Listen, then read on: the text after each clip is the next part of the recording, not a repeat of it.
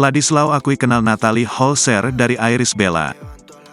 Ladislaw kini jalin hubungan serius dengan Natalie Holzer.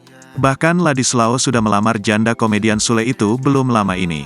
Tak lama kemudian, Natalie Holzer sempat memamerkan gaun pengantin lewat akun Instagramnya. Rupanya, Ladislaw kenal Natalie Holzer berkat artis Irish Bella. Hal ini diungkap Ladislaw saat menceritakan momen bertemu dengan Natalie Holzer hingga merasa jatuh cinta. Awal tertarik dengan Natalie Holzer, Ladislaw mengatakan saat dirinya menghadiri acara ulang tahun anak dari artis Irish Bella. Di situ, Ladislaw melihat sosok Natalie Holzer yang juga datang di acara tersebut. Pas itu ulang tahun anaknya Irish Bella kan, terus saya datang. Terus say hi dan disitulah pertama kali ketemu, ungkap Ladislaw. Sedangkan sebelumnya, ternyata Ladislaw dan Natalie juga pernah bertemu di program acara TV.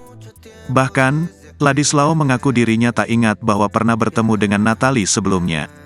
Dulu yang ketemu di TV itu nggak ngeh, bahkan nggak ingat sama sekali kita ketemu di situ, ujarnya.